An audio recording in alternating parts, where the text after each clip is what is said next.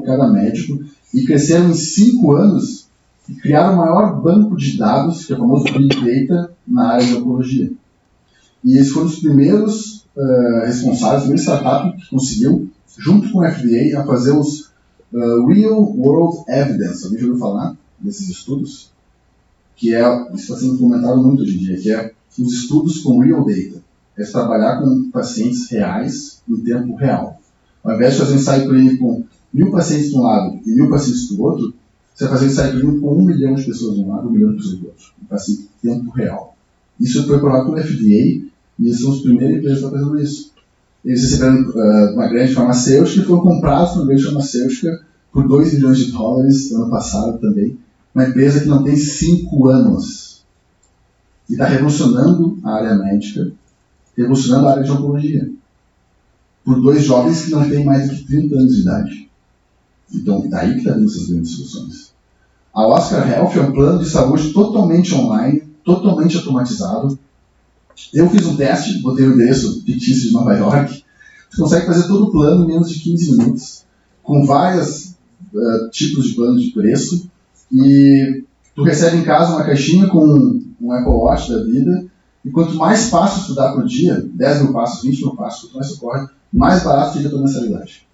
Quanto mais você exercita, mais barato fica a tua mensalidade. Pô, isso aí é uma questão, por que eu tenho que pagar a mesma coisa que, desculpa pessoal, um cara que é obeso, que não faz um exercício físico, eu pago a mesma mensalidade porque é por faixa etária, né? Se não é diabético ainda, não é hipertensão ainda, vai ser. De quem pratica exercício, tem prevenção. Então essa empresa também vale mais de $1 bilhão, está crescendo muito forte na área de Nova York, e todo o plano de saúde é online. Aí, claro, tem até oferece algumas consultas online inicialmente, para problemas menores, remédios que são de uso frequente, eles oferecem de graça, durante o X período, e o grande atrativo deles é que faz tudo online. E qual é o público que eles estão engajando? Público de 18 a 35 anos de idade, que geralmente não tem plano de saúde. Esse vai ser o público que quer, e é um grande mercado também para isso também. A ADA, que é uma startup que eu conheci, um empreendedor, que é uma startup alemã, que trabalha com inteligência artificial. Eu vou mostrar rapidinho mais um vídeo. Foi o terceiro, por favor. Não está de tempo aí. Tá.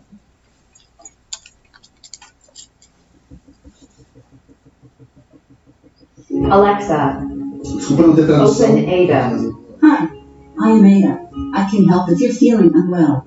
Please name the symptom that's troubling you the most. Diga um sintoma. I've been having dizzy spells. Okay, dizziness. How long has this been troubling you? A few days. Less than 1 week. How does making sudden head movements affect your dizziness? It gets worse. Okay, worsens. Are you having difficulty keeping your balance? Yes. Do you have nausea?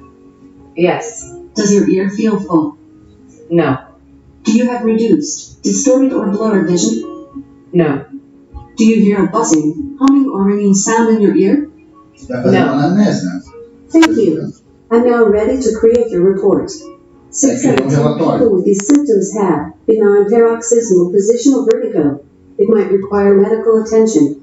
If you wish to, you can send this assessment along with the question and receive free advice from one of our ADA doctors. Would you like to do that? Yes, please. Okay, that's done. One of our doctors will be in touch soon. Na verdade, isso é um teste que eles estão fazendo, mas eles são uma plataforma, um aplicativo, enfim, de inteligência artificial, que faz uma anamnese tão melhor que às vezes um médico faria, que eles seguem todo, porque na verdade o que a gente faz, se eu pensar, é claro que tem toda a arte da medicina, contato humano, isso que a gente está sempre colocando aqui, mas é um checklist de sintomas e sinais. E isso a máquina está fazendo e fazendo muito bem. Então, aqui eles estão adaptando com esses áudio, todos os sistemas de áudio, como Alexa, como HomePod, que nos Estados Unidos cresceu 200% a venda no último ano, onde tu pode fazer quase uma consulta, entre aspas, para saber o seu sintoma. Ela diz depois, olha, o reporte é de que 99% é uma cefaleia tensional, 1% pode ser algo mais grave, uma labirintite. Você quer marcar uma consulta com um médico da ADA? Sim, já faz o agendamento direto por reconhecimento de voz. Isso vai acontecer? Não sei, mas já está acontecendo. não por vós, mas o NHS, o Sistema Público Inglês, já contratou essas startups para fazer uma triagem inicial para os pacientes. Então eles fazem sintomas iniciais, que a entrevista que a enfermeira fazia, dando questionário, dando formulário, tudo feito com inteligência artificial. Pode ter erros em cima disso? Sim, até pode ter erros, mas isso é algo que com certeza vai evoluir e vai chegar mais rápido. E aí até coloca aqui, essa grande investidor coloca, de repente, o smartphone pode morrer até.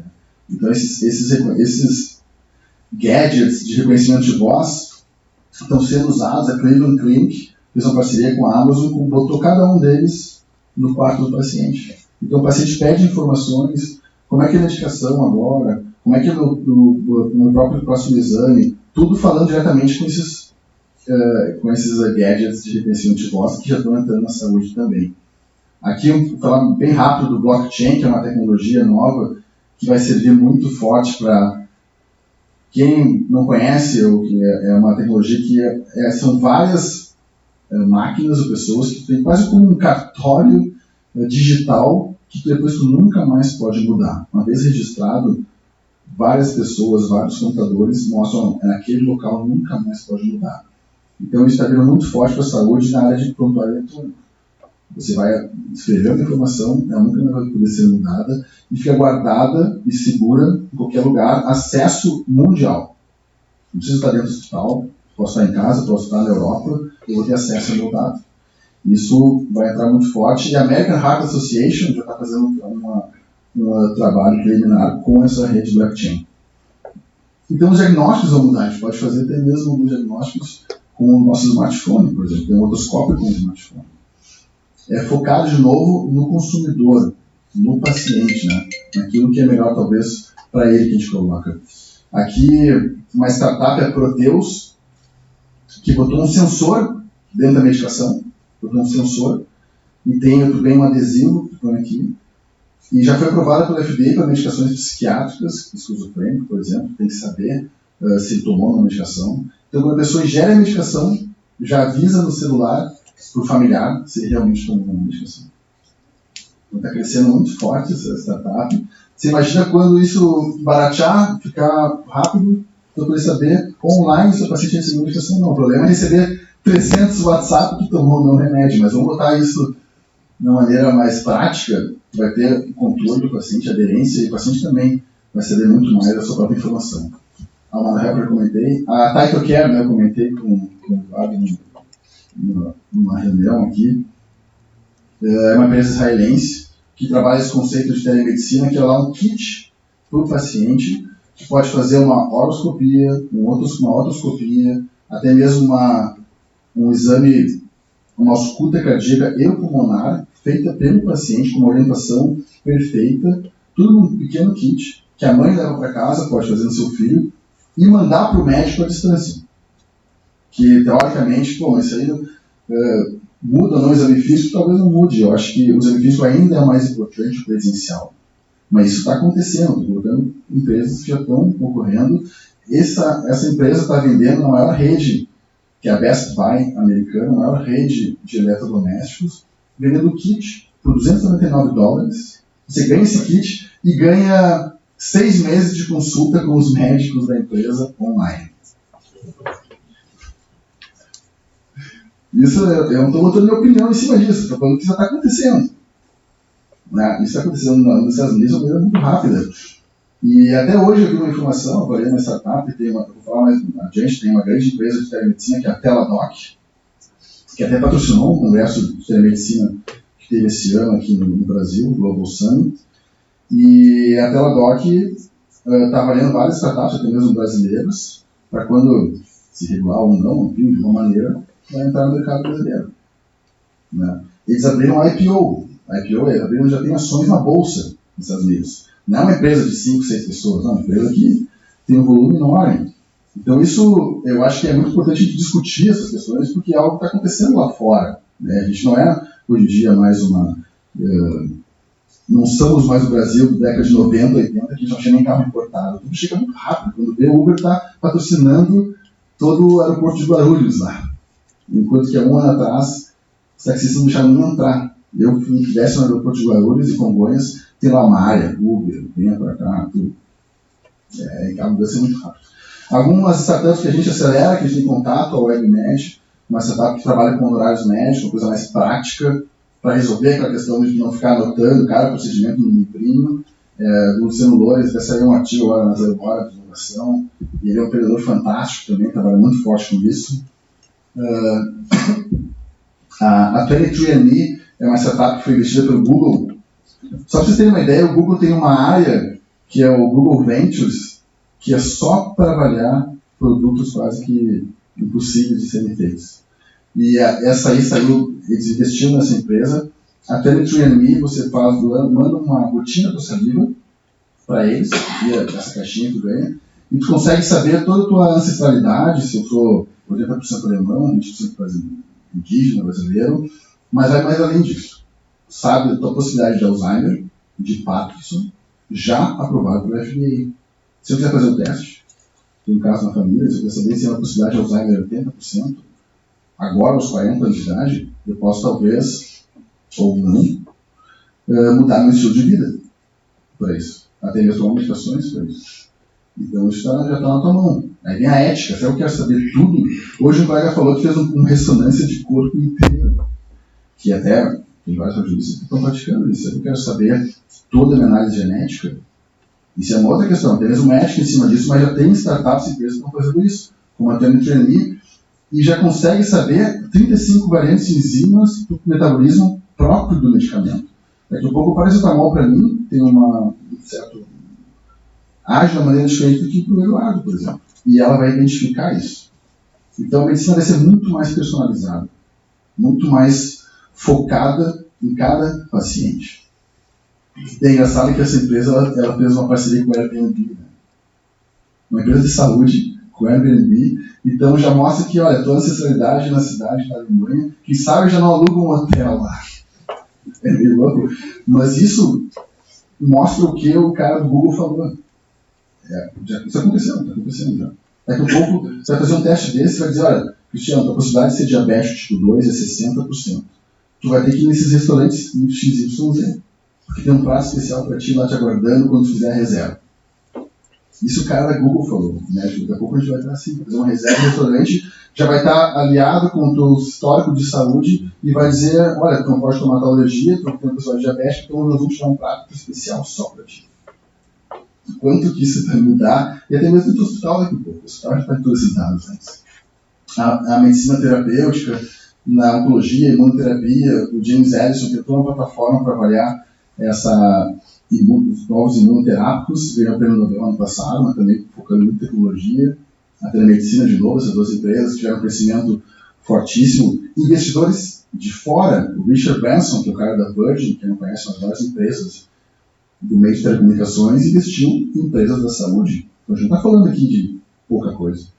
Se isso está certo ou não, enfim, está acontecendo lá fora. E aqui no Brasil, a gente está vendo que o mercado de tecnologia da saúde está cada vez maior. Esse aqui é uma grande revista de tecnologia e mostra que é o 7º maior mercado da saúde. A gente tem quase 280 startups, somente nós monitorizamos aí 600. É um ecossistema cada vez mais forte. São 42 bi gastos somente em saúde privada. Então, os investidores estão vendo já isso aí. Estão vendo que os ingredientes chaves para um novo boom nesse setor, depois dessa onda de fintechs, que não conhecem as startups na área financeira, que estão crescendo muito forte, são abundantes. Então, está muito... eu estive visitando em São Paulo, quem não conhece o Cuco, é um prédio que o Itaú ergueu, junto com um fundo de investimento, somente para startups. O prédio tem 40 mil metros quadrados, no meio da Vila Olímpia, somente para startups. É um dos maiores centros de inovação do mundo em cima disso. E lá tem um grande laboratório que botou 20 startups lá dentro. Uma delas é a Neomed, que é de um médico, um neurologista, fantástico, cara. Eu conheci ele fez um curso também em Stanford de empreendedorismo, e ele criou uma plataforma para fazer laudos de todos os exames que tem onda, eletrocardiograma, eletroencefalograma, e ele consegue laudar 40 mil exames por mês com apenas 6 médicos, uma equipe de 7 ou 10 médicos. ele está usando também conceitos de inteligência artificial para dar um pré-laudo, o médico valida em cima, então é muito mais rápido, automático e, porque não até mesmo eficiente. É uma startup brasileira. A Cuco Health, também uma empreendedora, pega toda a jornada do paciente com a medicação. Então, por exemplo, o paciente que está usando o Pyloripac, que é um tratamento, quem é gastro aqui sabe, que é um tratamento mais complicado, mais chato. Então, ele faz toda a jornada do paciente, lembra o paciente a hora de tomar o remédio, orienta tudo para o celular, para o smartphone, num aplicativo, que é tudo, tem quase uma gamificação, hoje em dia se usa muito esse conceito. E eles estão fazendo trabalhos com empresas farmacêuticas para conseguir melhorar a adesão do paciente. E ela conseguiu, a Lívia, com um hospital público de São Paulo, melhorar a adesão de quase 80% dos pacientes cardiopatas com a medicação. Somente com o aplicativo. Mais de 80%. Isso monitorado. A Medroom, que é uma empresa que a gente também acelera, que trabalha com realidade virtual para ensino médico. Eu vou mostrar um videozinho rápido, pode mostrar, deixa eu perceber. Estamos no fim já. Eu sei que eu estava falando bastante, mas isso aqui temos que dar um pouco de orgulho, porque a gente conheceu essa startup no início, numa apresentação. A gente acabou trabalhando com eles e veio a revista Economist filmar o dia inteiro, botando eles como representante da startup do Brasil. Pela primeira vez, eu falei, meu, tem que fazer alguma coisa com isso. Sem medo, a gente vai mudar o mundo. É o empreendedor, CEO da empresa. Spotted a gap in the market, using VR to help train medical professionals. Ajuda a treinar o médico Nosso produto vai ser no futuro, nosso principal objetivo. In Brazil, 1 in every 20 patients will experience medical error. A gente já sabe que não dá para resolver todos os problemas de uma vez só, mas a gente espera que vai ter uma redução considerável no número de acidentes no Brasil, mas talvez no mundo nos próximos anos devido a esse tipo de tecnologia. Today, Vinicius Guzmão, the company's head of marketing, is at the Albert Einstein Medical University to test out Medroom's product with some of the people who probably need it the most, medical students. Segura o zap. 42% of failed entrepreneurs cite a lack of demand for their company's Tem uma device. biblioteca anatômica que é fantástica. O estudante vai lá, pode dedicar o dedo, pode tocar no coração, mexer no coração. É uma outra coisa. Ainda não. And not just an expensive Pode toy. secar o coração. É só virar com a mão, do mesmo jeito que você pegou. Isso, vai virar. Tem um coraçãozinho batendo aí. Right now, this prototype may lack the cutting edge, Então, but the eles response estão usando from realidade likely virtual users para planejar a is encouraging. cirurgia, para pegar exames reais do paciente e colocar na realidade virtual. Por exemplo, a gente coloca, eu trabalho com válvula transcutânea para cirurgia aórtica. Daqui a pouco pode treinar e saber o exato modelo da válvula, treinar a realidade virtual antes disso aí, com o próprio exame do paciente. Então, eles estão usando desde a faculdade de medicina até mesmo treinamentos médicos. Eles foram para a Califórnia, estão começando a conversar com uma universidade da Califórnia, foram para a Alemanha, ficaram finalistas lá. Uma empresa nossa, brasileira, aqui de São Paulo, começou com 2 pessoas, já tem quase 30 pessoas, a gente tem orgulho de acelerar eles, que estão realmente pensando o quê? Em mudar a maneira de treinar um médico, ao invés de fazer em corpo humano real, ao invés de fazer em outros vídeos, fazer tudo em realidade virtual. Aí eu vou passar um pouquinho umas empresas, mas só para mostrar cada pontinho desses, é uma startup pensando uma solução para a saúde. Isso saiu um relatório, tem mais de 1.000 startups no Brasil pensando em soluções para a saúde. Aqui foi há 3 anos atrás, a gente fez um evento na nossa empresa para trazer startups, para avaliar essas startups. A gente está entre as aceleradoras das 3 maiores do Brasil, que é a Grow, né? A gente trabalha também com grandes empresas, levando inovação, levando esse conceito de startups. A gente tem os maiores programas com a Associação Brasileira de Indústrias, que são 56 indústrias do Brasil inteiro, e Portugal conectando com startups.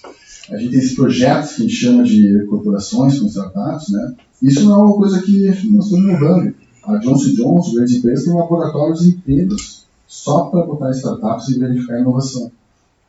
A John Hopkins tem uma aceleradora que tem um fundo de investimento somente para investir em inovação tecnológica dentro do John Hopkins. Qualquer médico pode chegar lá, conhecer startup, avaliar, trazer novas ideias, até mesmo porque não investir.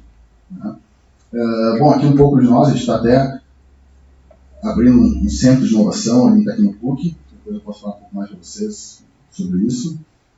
Então, no final das contas, a gente usa essa palavra muito hoje em dia, que é o mindset, né? A cultura, é o nosso pensamento. E na saúde a gente tem que mudar isso aí. Tem que ser mais corajoso, pensar em coisas diferentes, ser mais criativo. E aí coloca essa frase Picasso, que fala que cada criança é um artista, o problema é se manter um artista depois de crescer. A gente acaba perdendo essa criatividade, trazendo novas soluções, buscar novos negócios. Daí eu brinco que lá em casa tem um bulldog, que é teimoso, que não quer sair de casa, não quer sair para a chuva, ele trava. E também tem esse filho aí, maravilhoso, 2 anos e meio, que está sempre olhando para o novo, sempre pensando na novidade. Esses dias ele brincou com um Fuca, um brinquedinho. Aí estava na rua e ele falou, olha ali, papai, um Fuca. Nunca tinha visto Fuca na rua, mas ele identificou porque ele viu a semelhança e a criança é muito ágil nessas questões. Então eu diria que a gente tem que ser um pouco menos do bulldog e um pouco mais, né, esse olhar mais novo e sonhar grande, porque sonhos grandes dão o mesmo trabalho que sonhos pequenos, como já diria o Jorge Paulo Lema, nosso grande da Ambed. Pessoal, muito obrigado pela disposição que está ficando.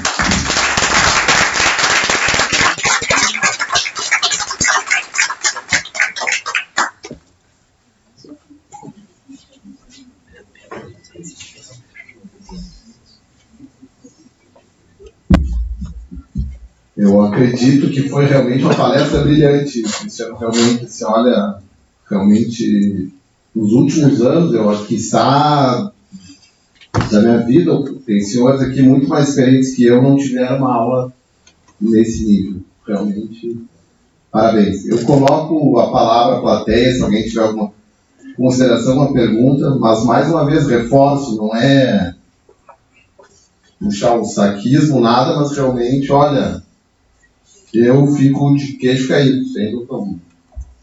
O professor Meik falou que ia embora no meio da palestra.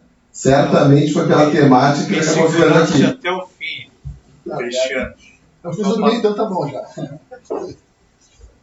Tua palestra é instigante. Eu queria fazer um comentário um pouco jocoso.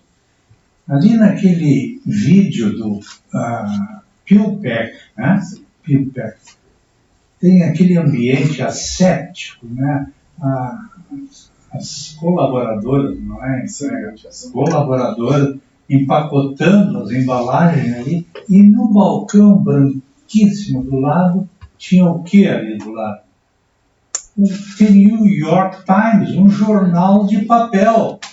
Veja então a convivência do novo com o velho. Era de se esperar um smartphone, um tablet naquele ambiente. E o velho New York Times. Isso é algo que até o essa dualidade, né? Com certeza, concordo contigo. Até ele recebe ali quando recebe a caixa, tem um bilhete escrito à mão. Porque isso as empresas de tecnologia estão fazendo muito isso. Estão voltando ao velho para conseguir se conectar com a pessoa, né? Eu concordo contigo. Dizem que a caligrafia, a escrita manual vai desaparecer. Eu li uma reportagem há pouco, um caso humoroso que aconteceu nos Estados Unidos há uns 4 anos atrás. Um processo, um julgamento num tribunal, e a TV, a imprensa em cima, e aí o juiz chamou uma testemunha, uma adolescente. Sim. E ele alcançou a ela um papel para que ela lesse aquele depoimento ali, aquela prova. E ela olhou o papel e disse, não sei ler escrita cursiva. Bom, aquilo foi uma bomba na mídia, né? E aí foram estudar o assunto e já 5 estados americanos aboliram o ensino da caligrafia no currículo natal. 5.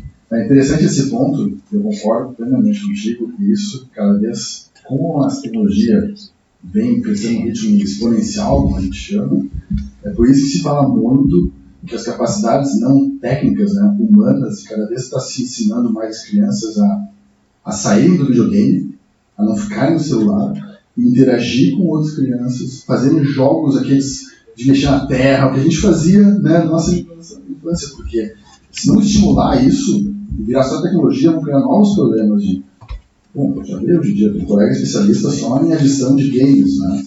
Então, aquilo que eu coloquei em 2020, as capacidades de interagir com outras pessoas, comportamento, criatividade, isso está cada vez mais em voga. Ler livros, né? Eu leio o livro do meu filho desde os 6 meses de idade. Eu acho que tem que estimular isso mais, porque isso não vai ser substituído nunca pela tecnologia. O resto, a automatização vai. Parabéns. Obrigado. Boa noite. Sou o Vitor, tenho 76 anos e os comentários que o custo da medicina e da saúde está aumentando demais. E isto, o comentário é que cada vez mais novos medicamentos caríssimos. Então, os fabricantes fundam associações de beneficiários e que vão em cima dos governos, ou então aparelhos de exames de imagem ou de exames funcionais. Então, tudo isso criando uma verdadeira indústria do lucro em cima do trabalho dos médicos. Então, esse sistema que tu estás tão bem discorrendo, haveria uma possibilidade de se reverter esse aumento dos custos médicos? Eu acho que sim. Eu acho que exatamente para isso que veio. Né? Até saiu um artigo de uma médica, acho que o Eduardo até replicou no LinkedIn, se não me engano, comentando, né, falando que administradores e, enfim, gestores, que o médico ele está muito na mão e cada vez mais com menos valor frente a todo esse processo enorme, né, e realmente está acontecendo uma verticalização muito forte mundial na saúde. Grandes grupos, grandes empresas, até mesmo tecnologia, e o médico é cada vez menor. Eu não concordo com isso, pelo contrário. Eu acho que a tecnologia é que a gente tem que, de uma certa forma, se reinventar. Trazer valor para o paciente, e a tecnologia, do meu ponto de vista, ela vem para isso. Por exemplo, na parte de custos. Quanto mais dados você tem, mais você consegue medir na ponta e avaliar se aquilo fez ou não um benefício para o paciente. Quanto mais dados você tem, ou mais tecnologia, você pode talvez trazer uma melhor experiência para o paciente, de diversas maneiras. Desde, eu tenho exemplo da realidade virtual, até mesmo, por que não, um atendimento mais presencial e até mesmo online em algum momento, não necessariamente para o médico, uma enfermeira, enfim, alguma orientação em cima disso, mas é uma maneira que a gente, acho que nós todos como médicos, até coloquei a questão do burnout, porque a gente está quase uma máquina, né, de ter que trabalhar, produzir. Talvez isso não esteja realmente gerando valor no final do paciente. A gente talvez esteja sempre comandado, sim, né, por diversos honorários menores ou maiores, enfim, mas acho que, no final das contas, a tecnologia vem para nos diferenciar. Então, quem souber, no futuro, usar isso a seu favor, eu acho que é um benefício maior. Esse é o ponto. Reduzindo o custo, medindo, tanto hospitais, operadores e próprios médicos, né? Clínicas. Então, isso eu vi desde no MBA. Agora, a gente tem que gerar mais valor, mais qualidade no que a gente faz para conseguir se diferenciar. Senão, infelizmente, como alguns políticos falam, né, médico não gosta de dar muito, mas quase que aquela frase, sal branco, né, barato e branco. É horrível, né? Boa noite. Boa noite, meu nome é Eduardo, sou anestesista também, sou conselheiro aqui no Premiares. Há 4 anos atrás, só para mostrar como o acesso à informação pode diminuir muito custo. Há 4 anos atrás, durante o mestrado, foi apresentado um programa bem simples, que quem faz tratamento crônico para asma baixava um vídeo no celular de 30 segundos, que basicamente ensinava como fazer a técnica com inalador, espaçador, e basicamente um vídeo educativo. E um trabalho foi feito depois em que um braço de estudo via esse vídeo a respeito do tratamento da asma E o segundo braço vem um outro vídeo a respeito de orientações dietéticas que não tinha nada a ver com a asma. O braço viu o vídeo de 30 segundos de como é que fazia o tratamento, teve menos necessidade de ir ao hospital, menos crises, o custo de medicação foi muito menor. Então, na época, se algumas operadoras ficaram interessadas, no sentido de que todos os pacientes em seu cadastro asmáticos vissem esse vídeo de 30 segundos, que ia diminuir barbaramente o custo do tratamento desses pacientes. É só um exemplo bem simples, como algo barato, extremamente eficaz. Então, questões simples, como organizar medicações, quem é que depois dos 60 anos não usa 3, 4, 5, 10 medicações, né? Só isso já pode ser muito simples, barato, feito custo, né? Então, realmente, eu acho que a tecnologia está vindo para nos ajudar e, quem sabe, diminuir o custo, que é o grande desafio do nosso sistema hoje.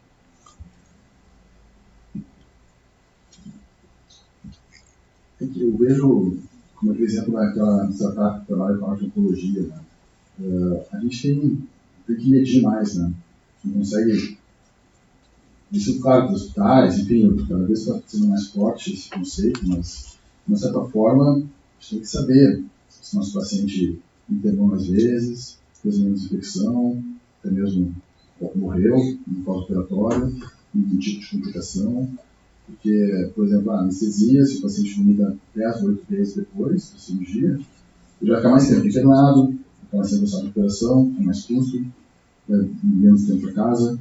Então, só que a gente não sabe. Pergunta se eu sei se todos os pacientes tiveram um número X de náuseas e vômitos, de cefaleia pós-RAC, de tempo de internação, eu não sei. Eu gostaria de saber. Nós, casualmente, na nossa equipe de anestesia, a gente tem um banco de dados que a gente informatizou toda ela, que até por sinal aí que eu comecei nessa minha vez, a gente tem quase 80 mil pacientes no banco de dados. A gente faz muita pesquisa em cima disso, mas ainda é trabalhoso. Mas o ideal seria sair da tua cirurgia, ir para casa, receber um relatóriozinho básico, nosso paciente acabou de ir para o leito, não teve nada, dor dele foi 2, tudo rapidinho online. Qual médico vai querer isso aí? Né? A gente não pode pegar valor e o paciente também vai se sentir muito mais perto de nós. Isso é comunicação, né? Muitas vezes aumenta muito o custo porque a gente não se comunica adequadamente. Não só entre colegas, como com pacientes, como... Eu cheguei ao caso de fazer... Bom, a gente sabe, né? Foi feita uma cirurgia, uma videolaparoscopia, uma colecistectomia, o paciente chegou na sala, o paciente bem simples, bem humilde. Até o residente, pô, é estranho, tem umas cicatrizes aqui, bom, não sei o que é, vamos lá, trocar ficha, vamos lá. Serviço, de força, vamos trocar ficha. Chega lá, cadê a vesícula? Não tinha vesícula. Já tinha sido retirada a vesícula. Porque o médico X avaliou um exame de 1 mês por trás. Uma eco, chegou na urgência, dor, o exame aqui, cognitivo, sala de cirurgia, vamos lá. Aí o paciente não se deu conta porque tinha ido na emergência num hospital recente, o paciente era bem humilde, bem simples. Olha, doutor, eu fui lá na emergência, me levaram para um lugar, não sei o que aconteceu comigo e tal, mas puxou o doer. Imagina o custo disso. Esse paciente morre nessa sala, cuidado desse paciente. Então não houve comunicação, mas não dá para culpar o paciente, não dá para culpar talvez o médico, que tem vários cenários em cima disso. É uma situação terrível. A gente poderia aqui contar várias vezes, cada um deve ter uma história anedótica aqui. Mas acho que a tecnologia vem para cima disso. Se o dado tivesse conectado, se tivesse tudo numa mesma plataforma, no mesmo sistema, olha aqui, não, esse paciente teve no hospital X, resolveu. Isso hoje em dia, se eu hoje em dia vou para um hospital aqui de Porto Alegre, depois vou para outro, não se comunica. Não se comunica. Se eu tenho uma VR difícil, alguém me intuba, e acho que tem uma baita dificuldade, se eu não dou um bilhetinho pro cara, olha aqui, eu não estou passando cirurgia. Ninguém sabe. Eu posso sofrer um acidente e, chama de dificuldade de intubação, eu posso morrer por isso. Ninguém vai saber. Porque a gente não tem o dado na mão, né? Boa noite, Cristiano. Meu nome é Ivan, sou ginecologista. Primeiro, quero te parabenizar por essa palestra brilhante. Assim, eu sou entusiasta de tecnologia também na nossa área. Gosto muito de... Eu comentei com o Eduardo uma vez quando quiseram liberar a telemedicina, eu falei que eu era um entusiasta, achava que a gente deveria discutir bastante isso, porque eu acho que a gente já faz muita telemedicina, a gente atende paciente por telefone, a gente manda WhatsApp, então, e a gente hoje não pode fazer, talvez a gente devesse pensar em regulamentar essa questão da telemedicina até para a gente se proteger do que a gente já faz hoje em dia, na verdade. Né? Então, esse sempre foi o meu pensamento.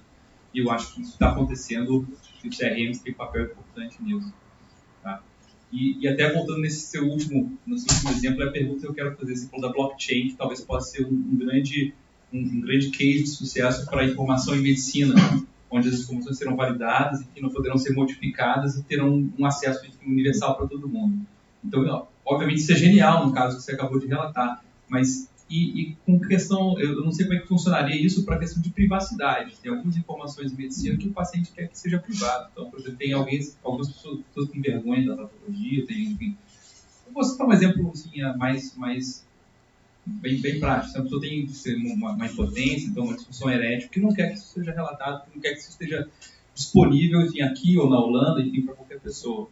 Como é que na blockchain isso poderia ser restrito nesse sentido, assim, essa informação pudesse ser, digamos assim, preservada, né, para aquele paciente que não quer passar essa informação para todos os médicos ou em todo o sistema de saúde? Hoje em dia, a privacidade a gente fala cada vez mais nisso, né? Tá em todas as áreas. Todas as áreas. E quando fala de saúde, a primeira coisa, quando qualquer gestor, hospital, que a gente conversa, fala, é privacidade, e os meus dados. Eu não vou passar os meus dados para outro hospital, para outro operador, não. É muito eu.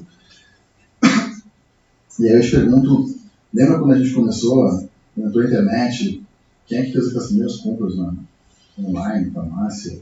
Ou acessou o banco? Não vou acessar o banco pelo celular, não vou acessar o banco pelo computador, eu vou lá na agência, porque é mais seguro, né? E como é que tu faz hoje em dia? Eu não vou à agência há mais de ano, eu acho. 2, 3 anos. E então tem uma frase do empreendedor que comentou isso aí, olha, talvez o risco de ter a privacidade aberta seja menor do que todo o benefício da informação circulando pode ser. Esse risco sempre vai existir. E até assisti uma palestra de uma futurista inovadora nesse congresso SDCW, e ela falou uma coisa até meio impactante. Ela falou assim, no futuro, esqueça a privacidade. Infelizmente. Sabia que as grandes TVs, marcas aí, tem uma câmera que te filma. Pode ver, tu digitou Google, procurou tal coisa, na rede social já vai te ofertando tal coisa. Ou, claro, os governos estão cada vez mais fortes tentando barrar isso. Né? Aí vem quase uma questão política em cima disso. Mas na prática, eu acho que na saúde, sim, tem que ter a privacidade é importante, é muito importante, não pode estar aberto para qualquer pessoa, ninguém pode estar vendo.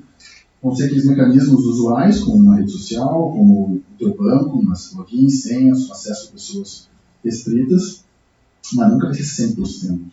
O blockchain vai melhorar muito isso, que vai deixar o dado gravado, mas o acesso àquele dado vai depender muito da pessoa que não tem. Infelizmente, cada vez mais é o contraponto do mundo digital, né?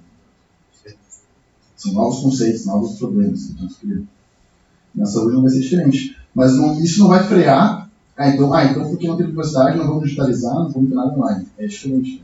O benefício de ter tudo isso é muito maior. Como eu falei nesse caso, não é muito mais benefício se aquele paciente, se ele soubesse, tivesse tudo online, a informação dele não teria sido uma nova cirurgia.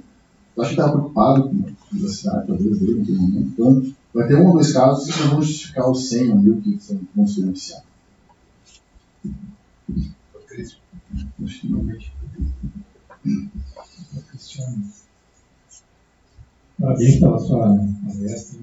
Realmente nos faz pensar, nos faz discutir e com certeza isso vai replicar nos próximos dias. Todos falaremos sobre esse assunto. Uma palestra intrigante o assunto. Queria saber sua opinião sobre um ponto, porque a gente vive num país onde tem um problema estrutural, que não é os Estados Unidos, que não é a América. Há 25 anos atrás, eu sou médico traumatologista, hoje sou conselheiro dos remédios. Há 25 anos atrás eu fiz uma faculdade de medicina e a minha faculdade, naquele mês de março de 94, comemorou a chegada de 2 cadáveres novos, para nós estudarmos anatomia. 25 anos atrás. Hoje a gente está vendo ali a tecnologia, o mundo virtual. Acho que todos aqui usamos essas plataformas, temos interesse nessa inovação, né? Mas o problema estrutural do nosso país, onde hoje a gente tem, no meu último plantão, quinta-feira passada, uma colega formada há 6 meses na sala de emergência, com 18 pacientes na sala de emergência, sala vermelha, não sabia os exames de apetite do politrauma. Problema de formação, problema estrutural na formação médica, em tantas escolas de medicina que a gente tem. Um problema onde os médicos do interior do estado estão há 12 meses sem receber os seus salários. Aonde o pronto-socorro aqui, ao lado de Porto Alegre, do seu trabalho, por exemplo, essa palestra aqui, eles não têm medicamentos básicos, não tem dipirona no pronto-socorro. Então, nós vivemos o contraste.